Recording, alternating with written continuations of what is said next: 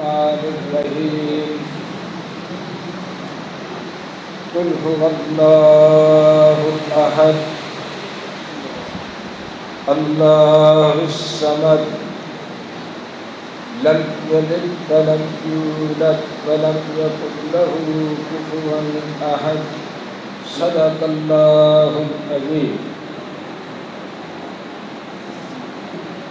میرے عزیز حافظ عزیز الرحمن صاحب نے مجھے یہ بتلایا کہ آپ ایک عرصے سے قرآن مجید کا ترجمہ کر رہے ہیں اور آج اس ترجمے کا اختتام ہو رہا ہے. اس لیے میں چند مسائل قرآن مجید کے بارے میں عرض کروں گا.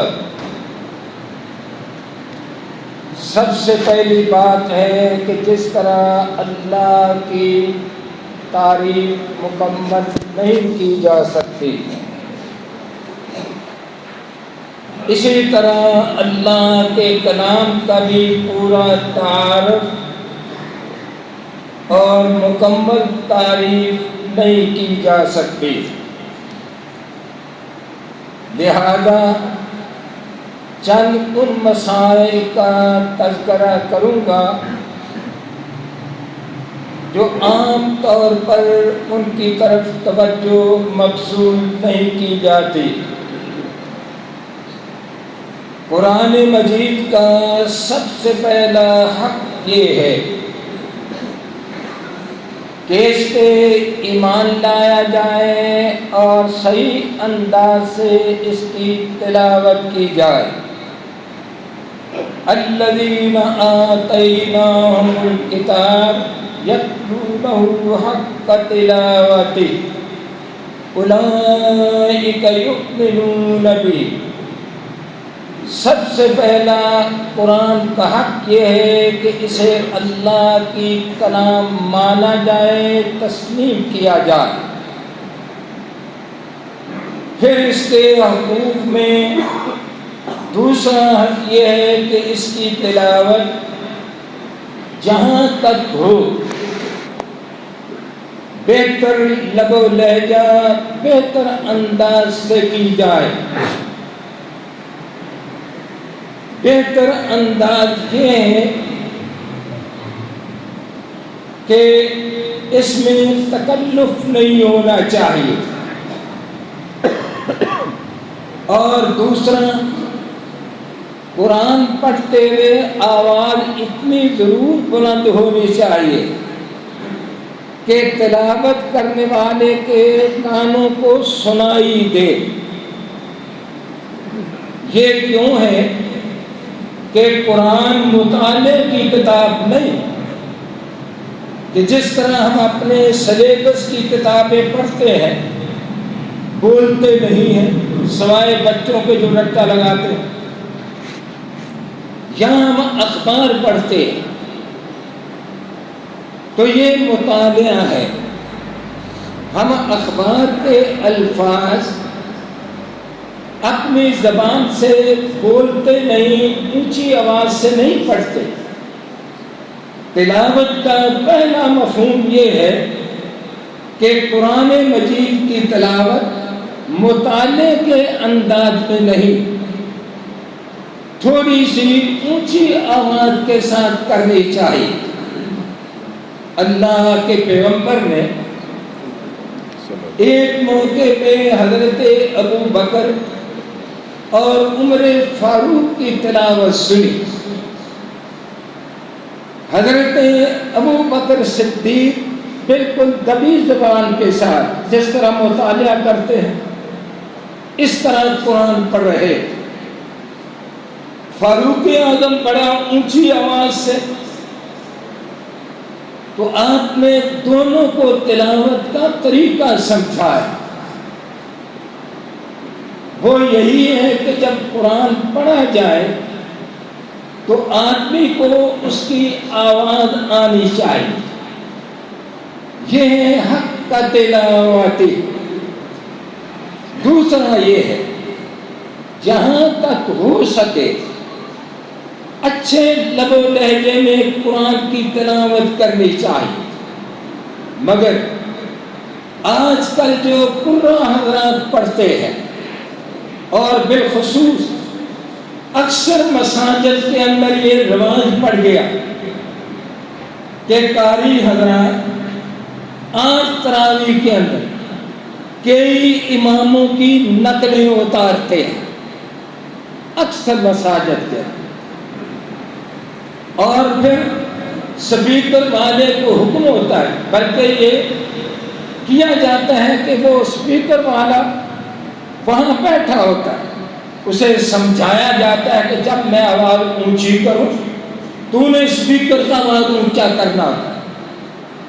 یہاں تو مجھے یقین ہے کہ یہ نہیں ہوگا، کیونکہ یہاں کا ماحول حضرت حافظ صاحب مرحوم کی وجہ سے اور پھر ان کے بعد جو خطیب اور عزیز محافظ عزیز الرحمان کی وجہ سے مجھے یقین ہے کہ یہاں یہ حرکت نہیں کی جاتی ہو، ورنہ اہل حدیثوں کی مساجد میں بھی خاص طور پر اس کا اہتمام کہ سبھی کو اونچا رکھو جب میں کہوں، اور مختلف اماموں کی طرزیں لگائی جاتی ہیں۔ میں آپ سے پوچھتا ہوں یہ بناوٹ اور تکلف نہیں تو کیا ہے؟ میں مسئلے کی روح سے بات کروں، وہ مسائل کو ذکر نہیں میں نے کرنے جو عام طور پر آپ سنتے ہیں، آپ کو یاد ہے، جبکہ قرآن کا حکم کیا ہے؟ قُلْ لَا أَسْأَلُكُمْ عَلَيْهِ أَجْرًا وَمَا أَنَا مِنَ الْمُتَكَلِّفِينَ۔ اللہ کے پیغمبر نے اہل مکہ کو بارہا دفعہ یہ سمجھایا اور بتلایا، نہ میں تم سے کوئی مزدوری مانگتا ہوں، کسی ستائش کا میں طلبگار نہیں ہوں کہ میں جب خطاب کروں تو مجھے داد دو۔ آج ہمارے جلسوں میں یہ سب کچھ ہو رہا، فرمایا کہ مَا أَنَا مِنَ الْمُتَكَلِّفِينَ، اور نہ میں تکلف کرنے والا ہوں۔ صحابہ اکرام فرماتے ہیں کہ اللہ کے نبی نہ خود تکلف کرتے تھے نہ ہم تکلف کرتے، لہذا یہ ہمیں اصلاح کرنی چاہیے، اور قرآن حضرات کو بھی اللہ سے ڈرنا چاہیے کہ نماز کے اندر نقلیں اتارنا، تکلف کے ساتھ پڑھنا، یہ حق کا تلاوت ہی کمانا نہیں، یہ اس کا مفہوم ہے۔ ایسے ماحول کے بارے میں اللہ کے پیغمبر فرمایا کرتے کہ میری امت پہ ایسا وقت بھی آئے گا، قرآن پڑھنے والے قرآن پڑھیں گے مگر حلق سے نیچے نہیں جائے، حلق سے نیچے نہیں جائے۔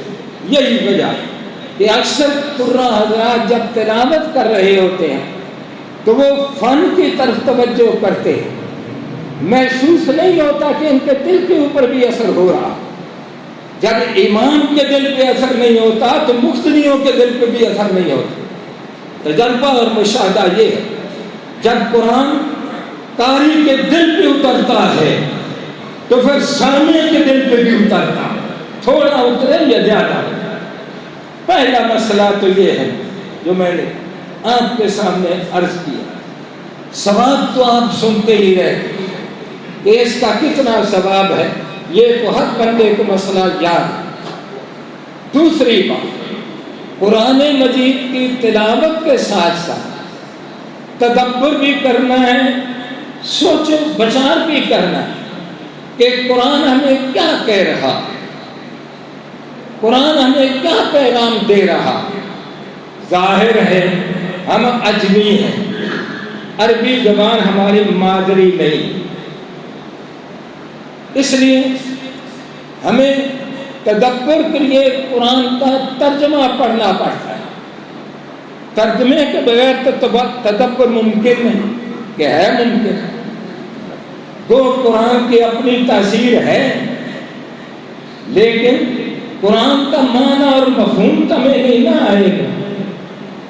لہذا دوسرا حکم یہ ہے کہ افلا یتدبرون القرآن، کیا یہ قرآن کے اوپر غور نہیں کرتے؟ ظاہر ہے کہ غور تبھی ہوگا جب ہم قرآن کا ترجمہ پڑھیں، اور قرآن کا ترجمہ اللہ نے اپنے پیغمبر کو فرمایا ہے کہ آپ انہیں اپنی آسان زبان میں سمجھائیں گے۔ وہ عرب تھے لیکن سارے قرآن کے سارے الفاظ کا معنی نہیں سمجھتے۔ وَأَنزَلْنَا إِلَيْكَ الذِّكْرَ لِتُبَيِّنَ لِلنَّاسِ، فرمایا کہ ہم نے قرآن اس لیے نازل کیا ہے تاکہ آپ لوگوں کو سمجھائیں۔ تو اس کا تیسرا تقاضا قرآن کا کیا ہے کہ قرآن کا ترجمہ بھی پڑھنا چاہیے۔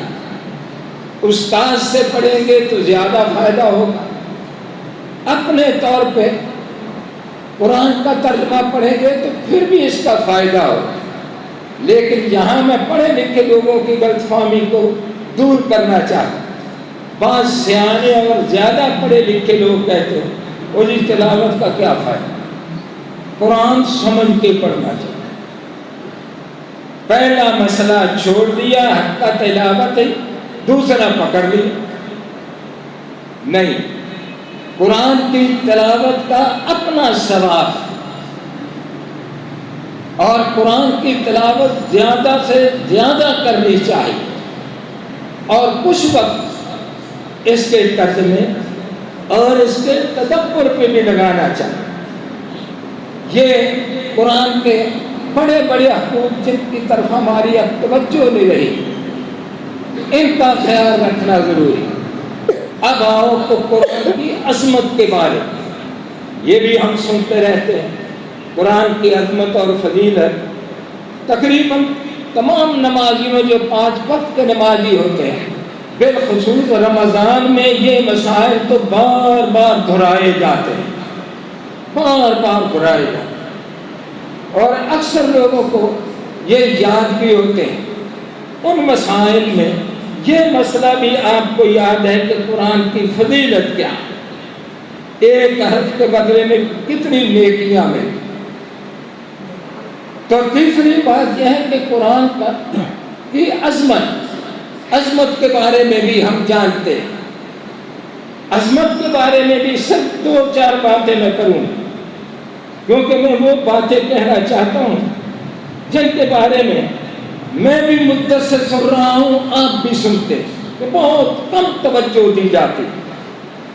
عظمت، نبی علیہ السلام کے معراج کے بارے میں آپ جانتے ہیں کہ سبحان الذی اسریٰ بعبدہ لیلا من المسجد الحرام الی المسجد الاقصی، بلندیوں کی انتہا ہے۔ اللہ کی مخلوق میں سوائے ان فرشتوں کے جو اللہ کے عرش کو اٹھائے ہوئے ہیں، اور ملائکہ اعلیٰ جنہیں کہا جاتا ہے، ان ملائکہ کے علاوہ باقی جتنی اللہ کی مخلوق ہے، فرشتے ہوں یا کوئی اور میں تو انبیاء ہی سب سے زیادہ عظمت والے ہیں۔ واقعہ معراج میں نبی علیہ السلام اس بلندی تک پہنچے جہاں کوئی اللہ کی مخلوق نہیں پہنچ سکتی، جبریل امین بھی وہاں پہنچا، کتنی بڑی بلندی۔ مگر کبھی سنا ہے، کبھی کسی عالم نے بیان کیا ہے کہ اللہ کے نبی نے اہل مکہ کو یہ چیلنج دیا، ذرا توجہ کے ساتھ، کہ اللہ کے پیغمبر نے انہوں نے انکار کیا تھا، ناممکنات قرار دیتے تھے نا معراج کو، نبی علیہ السلام نے باقی دلائل بھی دیے تھے، اور مشرق اقصیٰ کو آپ کے سامنے بھی لایا گیا نا، بخاری کی روایت، یہ سارا کچھ ہوا ہے، سارا کچھ ہوا ہے، مگر کبھی یہ آپ نے سنا ہے کہ اللہ کے پیغمبر نے ان کو معراج کے بارے میں چیلنج دیا کہ تم بھی معراج کر کے دکھاؤ؟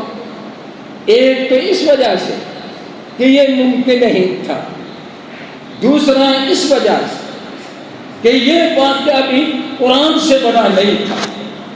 ابھی میں ذکر کرتا ہوں، ابھی میں عرض کرتا ہوں۔ دوسرا بڑا معجزہ جو آپ کو ملا، بڑے بڑے معجزے ملے ہیں، دوسرا بڑا معجزہ ملا وہ چاند کا 2 ٹکڑے ہونا، اقتربت الساعة وانشق القمر، چاند کا 2 ٹکڑے ہونا۔ ان 2 بڑے معجزات سے باقی سارے معجزات پیچھے۔ سوچ لو، غور کر، مگر اللہ کے پاک نبی نے ان کے بارے میں اہل مکہ کو کبھی چیلنج نہیں دیا، چیلنج دیا کہ تم کر کے دکھاؤ، مگر قرآن ان سے بھی بڑا معجزہ، سب سے بڑا معجزہ۔ اس پہلو سے ہم نے بہت کم غور کیا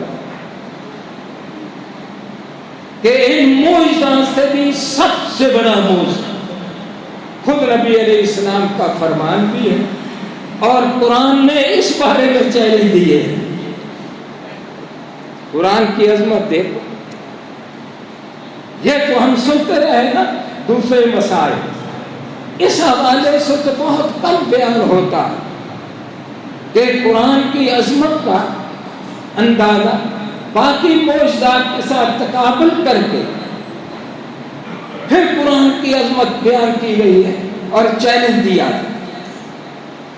کتنی دفعہ چیلنج دیا وہ آپ نے 12 دفعہ سنا۔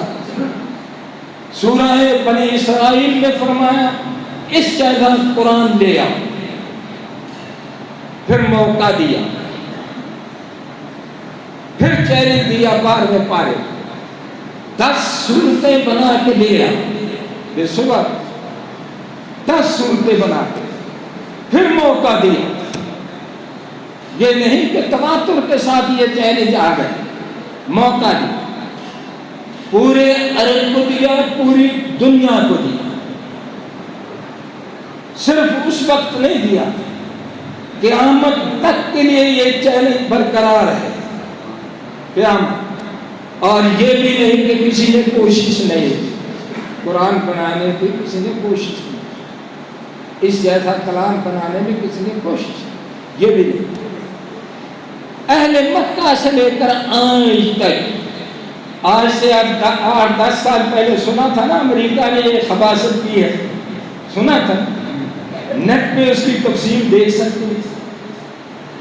لہذا یہ چیلنج صرف عرب کو نہیں تھا، پوری دنیا صرف لمیٹڈ ٹائم کے لیے نہیں تھا، محدود وقت کے لیے نہیں، قیامت تک کے لیے یہ چیلنج۔ اور آخری چیلنج دیا، فرمایا فَأْتُوا بِسُورَةٍ مِّن مِثْلِهِ وَادْعُوا شُهَدَاءَكُم مِّن دُونِ اللَّهِ۔ جاؤ، آخری چیلنج یہ ہے کہ کوئی ایک صورت بنا کے دیا۔ اب اس کو پھر دہراؤ کہ معراج کا واقعہ کوئی چھوٹا نہیں تھا، شق قمر کا واقعہ کوئی معمولی نہیں تھا، یہ باقی معجزات میں سب سے بڑے معجزے، پر اللہ کے پیغمبر نے ان کے بارے میں ایک دفعہ بھی چیلنج نہیں دیا، نہ قرآن نے چیلنج دیا کہ معراج کر کے دکھاؤ، چاند توڑ کے دکھاؤ، نہیں۔ کس کے بارے میں؟ قرآن کے بارے میں دیا۔ گویا قرآن سب سے بڑا معجزہ ہے، اس کی عظمت کا کوئی مقابلہ نہیں، اتنا۔ اس لیے تو فرمایا کہ اگر یہ پہاڑ کے اوپر نازل کر دیا جائے تو پہاڑ بھی اس کی عظمت کو برداشت نہیں کر سکتا۔ اس کا دوسرا معنی نکالتے ہیں جو بنتا بھی ہے، گویا کہ انسان کا دل جب باغی اور نافرمان ہوتا ہے تو پہاڑ سے زیادہ بھی سخت ہو جاتا ہے۔ اپنے اپنے دل کی کیفیت دیکھنی چاہیے کہ ہم قرآن پڑھتے ہیں تو دل نرم کیوں نہیں ہوتا؟ قاری قرآن سناتا ہے تراویح، دل دھڑکتا کیوں نہیں؟ نہ اس کا دھڑکتا ہے نہ ہمارا دھڑکتا ہے، کیوں؟ جب دل ہی پتھر ہوتا ہے۔ اللہ نے تو پہلے سنا ہے اس بارے میں، او اشد قسوہ، جب انسان کا دل سخت ہوتا ہے وہ پتھر سے بھی زیادہ سخت ہو جاتا ہے۔ یہ ہے قرآن کے بارے میں ہمیں جو مسائل کی طرف توجہ کرنی، جن کی طرف غور کرنا، صرف روایتی مسائل ہی سن کے آگے نہ چلنا، یہ ہماری کمزوری، اس کمزوری کو ہم نے دور کرنا۔ اب آئیے اگلا مسئلہ کہ قرآن کے مضامین کیا ہے؟ قرآن کن مضامین کے اوپر گفتگو کرتا ہے؟ سب سے زیادہ قرآن اللہ کی توحید پہ زور دیتا، سب سے زیادہ۔ مگر آج افسوس ہمارے معاشرے میں جو ملک لا الہ الا اللہ کی بنیاد پہ بنا تھا، آج اس میں توحید کا پرچار اس طرح نہیں ہو رہا جس طرح ہونا چاہیے۔ اگر ہوا ہوتا ہے اس میں توحید کا پرچار، اس میں کوئی شک نہیں کہ ہمارے بزرگوں نے بہت زیادہ کام کیا ہے عقیدہ توحید کے، لاکھوں انسانوں کو انہوں نے عقیدے درست کیے، اس میں کوئی کلام نہیں۔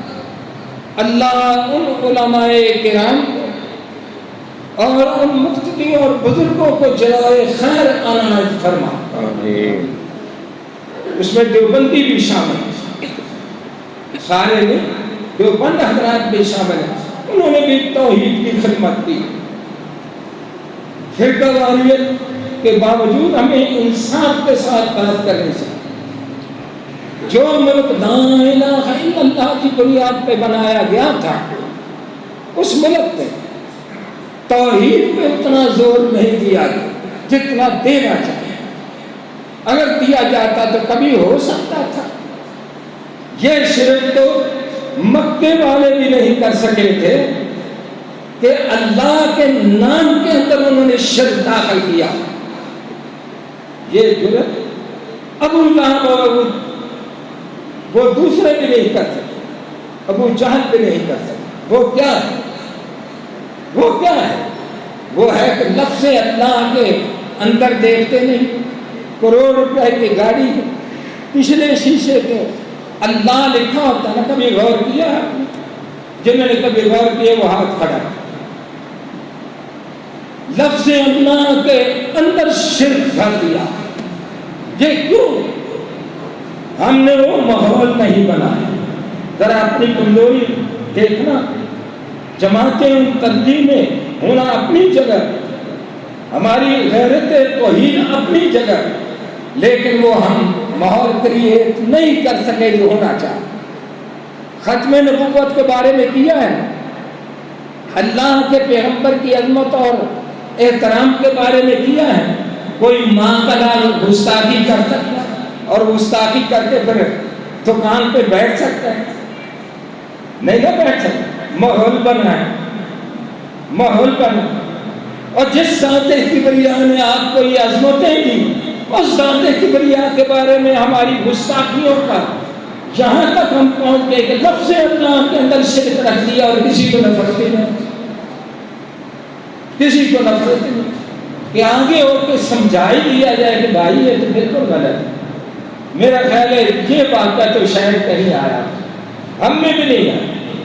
اندازہ کر لو تو قرآن کا سب سے بڑا مضمون توحید ہے۔ دوسرا، قرآن کا سب سے بڑا مضمون رسالت ہے، انبیاء کے، انبیاء کی سیرتوں کا تذکرہ کرنا، ان کی جدوجہد کا۔ تیسرا بڑا مضمون عقیدہ آخرت ہے۔ چوتھا بڑا مضمون قرآن کا عبادات ہے۔ پانچواں بڑا مضمون قوموں کا عروج و زوال ہے، قوموں کے وہ عذاب اور قوموں کے واقعات ہیں۔ اگلا مضمون احکام ہیں قرآن کے، جو قرآن حکم دیتا ہے یہ کرو اور یہ نہ کرو، اور قرآن مسائل بیان کرتا ہے، یہ قرآن کے بڑے بڑے مضامین ہیں۔ اب آئے جو سب سے بڑا مضمون ہے توحید، اسی سے قرآن کی ابتدا ہوئی، اسی پہ قرآن کا اختتام ہو رہا۔ سب سے پہلے کیا ہے؟ الحمدللہ رب العالمین، تمام تعریفات اللہ کے لیے ہے، رب ہے، عالمین۔ آخری صورتوں کے اندر بھی یہی بیان ہوا۔ سب سے پہلے قل هو اللہ ہے نا آخری صورتوں، اور قل هو اللہ میں اللہ نے اس طرح توحید اپنی ذات اور صفات کے حوالے سے بیان فرمائی ہے، آپ سنتے رہیں۔ اس لیے اس کی عظمتوں کا بھی تذکرہ ہے حدیث کے اندر کہ جو آدمی صحیح عقیدے کے ساتھ یہ جو وظائف سنتے ہو اور ان کی فضیلتیں سنتے ہو، یہ سارے وظائف اور ان کی فضیلتیں اس شخص کو حاصل نہیں ہو سکتی آخرت میں جس کا عقیدہ ٹھیک نہ ہو۔ دنیا میں اسے فائدے پہنچیں گے، ان وظائف کے، ان فضیلتوں کے دنیا میں فائدے پہنچتے ہیں، مگر آخرت میں جس کا عقیدہ ٹھیک نہیں اسے کوئی فائدہ نہیں پہنچتا، اور توبہ کے بغیر مرا تو معافی کی بھی کوئی شکل نہیں۔ ان اللہ لا یغفر، سنتے ہو کہ اللہ نے شرک معاف نہیں، تو قل هو اللہ کے اندر اللہ نے اپنی ذات کے حوالے سے توحید بیان فرمائی۔ اس لیے اللہ کے پیغمبر فرمایا کرتے تھے جو عقیدے کی تصحیح کے ساتھ اور اس کا معنی سمجھتے ہوئے قل هو اللہ 3 دفعہ پڑھتا ہے، اسے سارے قرآن پڑھنے کا ثواب۔ اب سمجھ گئے کہ یہ فرمان کیوں قل هو اللہ کی عظمت کیا ہے۔ اب آئیے قل اعوذ برب الفلق، یہاں اللہ نے اپنے رب ہونے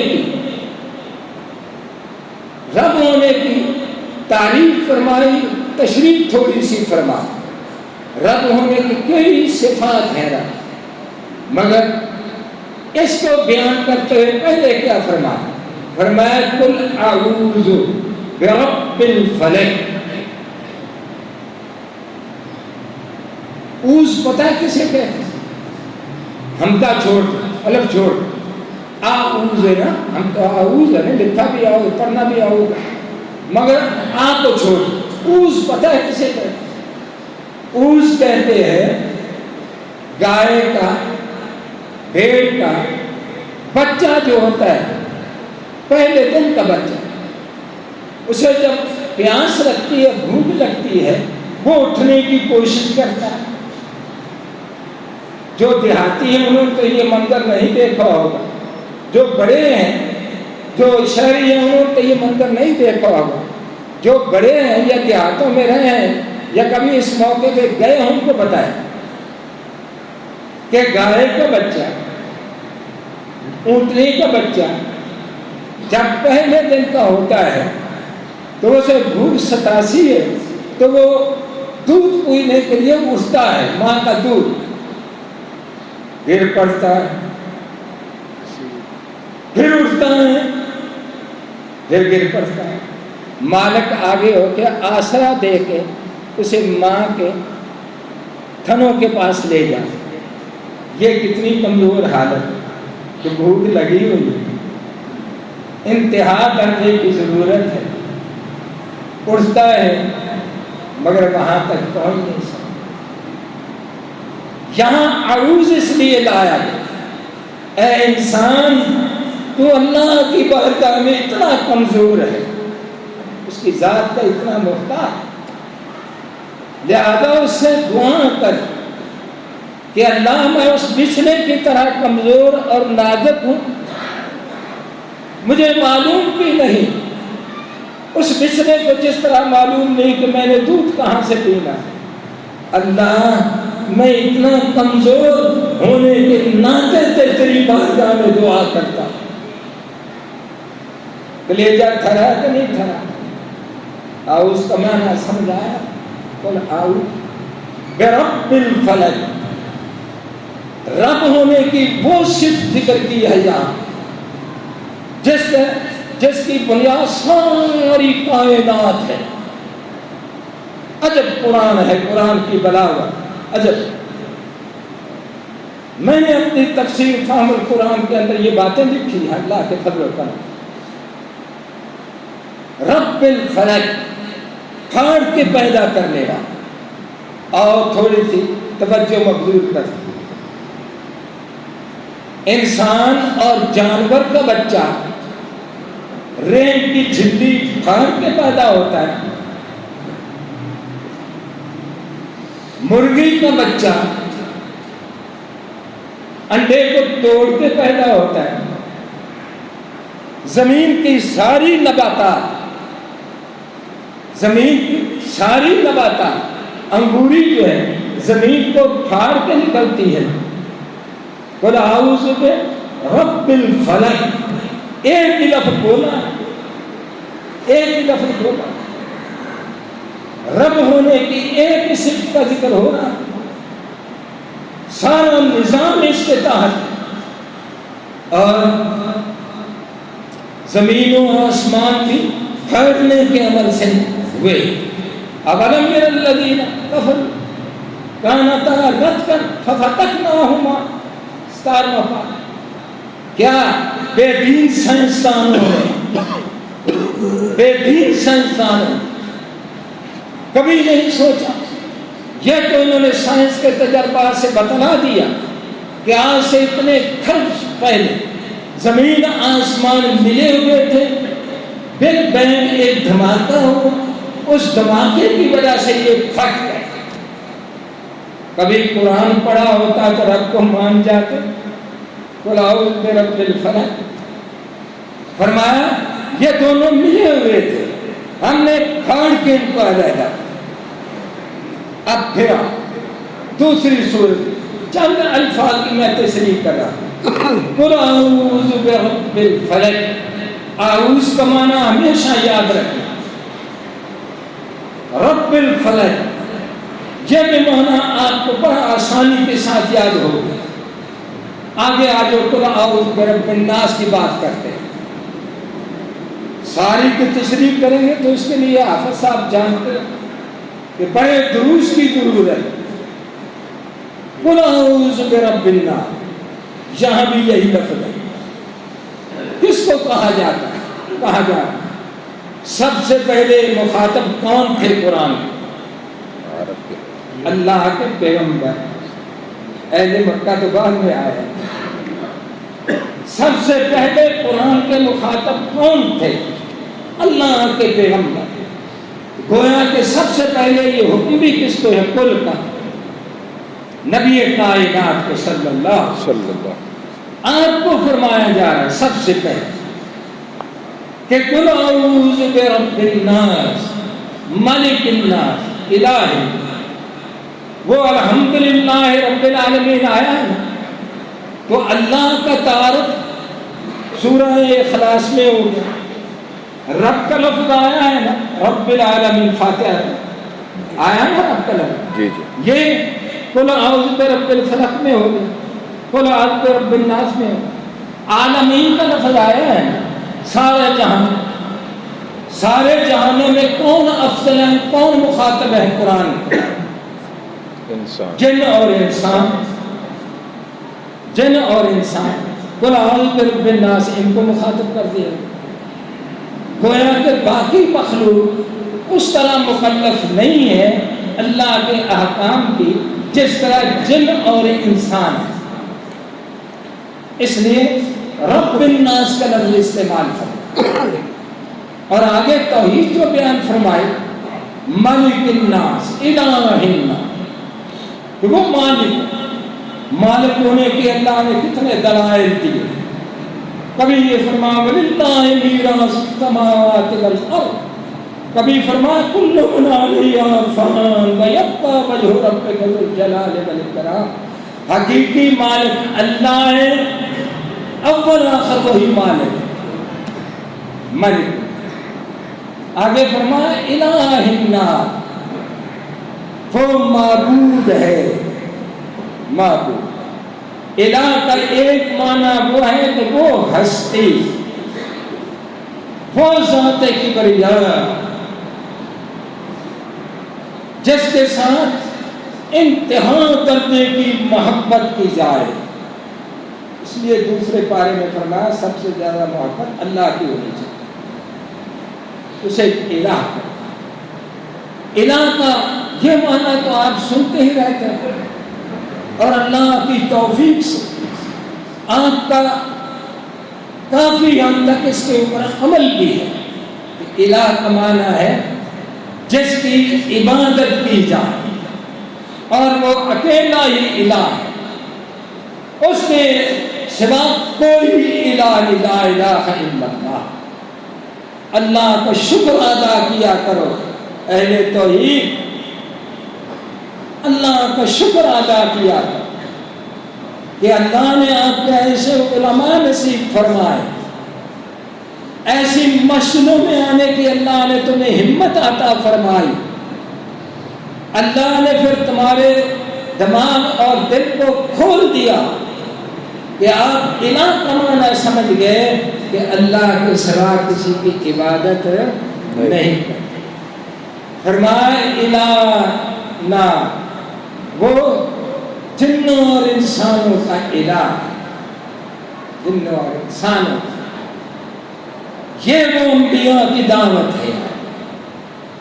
زیادہ آیات نہیں، صرف 2 آیتیں پڑھو. 17ویں پارے میں فرمایا، پہلے 14 میں فرمایا وَلَقَدْ بَعَثْنَا فِي كُلِّ أُمَّةٍ رَسُولًا أَنِ اعْبُدُوا اللَّهَ وَاجْتَنِبُوا الطَّاغُوتَ فَمِنْهُمْ مَنْ هَدَى اللَّهُ وَمِنْهُمْ مَنْ حَقَّتْ عَلَيْهِ الضَّلَالَةُ فَسِيرُوا فِي الْأَرْضِ فَانظُرُوا كَيْفَ كَانَ عَاقِبَةُ الْمُكَذِّبِينَ. ہم نے جتنے پیغمبر بھیجے، 14واں پارہ، وَلَقَدْ بَعَثْنَا، کتنا جلال ہے الفاظ کو کہ ہم نے جتنے، انہیں یہی کہا کہ اللہ کے علاوہ سب طاغوت ہو جائیں گے، ان کی عبادت سے بچنا، صرف اللہ کی عبادت کرنا. اور نبی علیہ السلام کو کیا فرمایا؟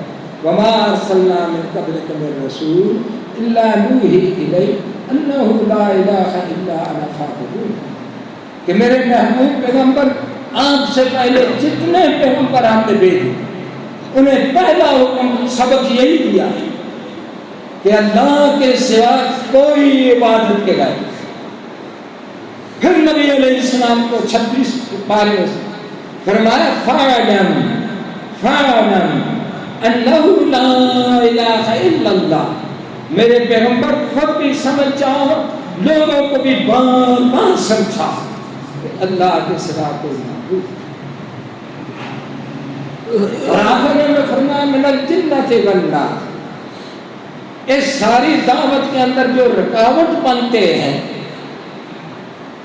کتا رکاوٹ نہیں بنتا، خنزیر رکاوٹ نہیں بنتا، اللہ کی ساری مخلوق میں اللہ کی توحید کے بارے میں رکاوٹ نہیں بنتے ہیں یا جنات بنتے ہیں یا انسان بنتے ہیں.